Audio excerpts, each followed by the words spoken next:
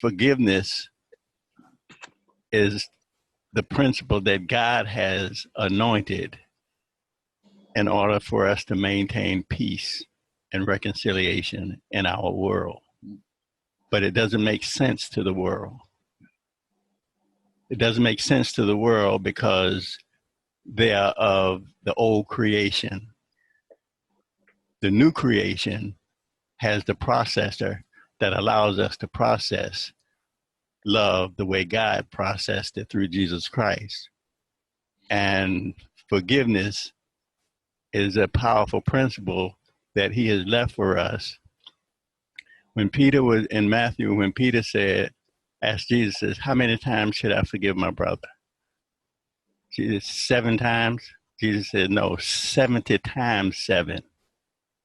As long as he commits these sins against you, you forgive. And that I see is a safety valve against what we are experiencing in our world.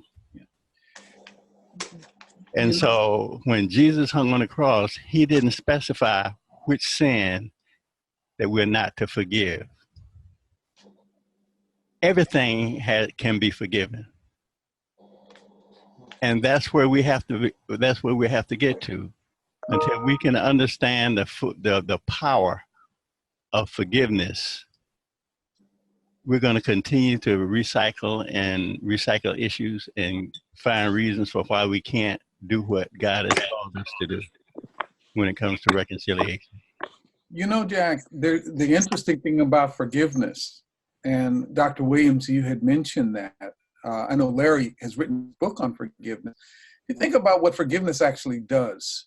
Forgiveness is a door. It's the door into something else. It changes the status quo. On the other side of forgiveness, everything is to be different. If you and I have an offense, and I forgive you of that offense, the door is now open so that a relationship can be restored. So forgiveness is really, and it's the same with Christ.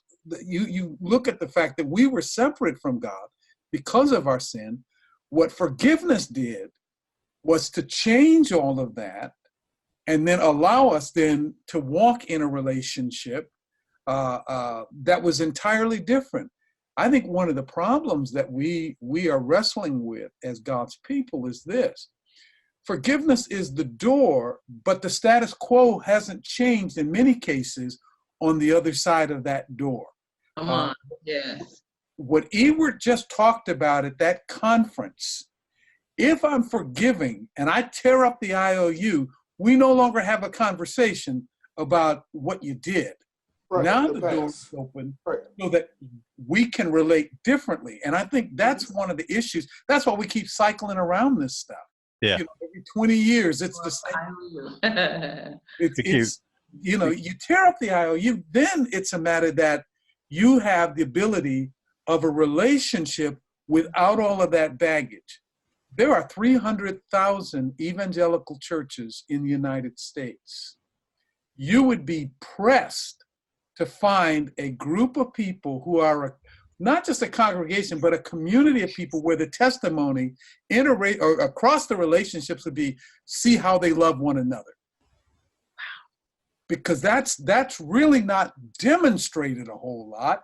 We can do church, fine, but when you got the testimony of blacks and whites who have been with enmity, and it now becomes, see how they love one another, and it's demonstrated in terms of how they live, that's reconciliation.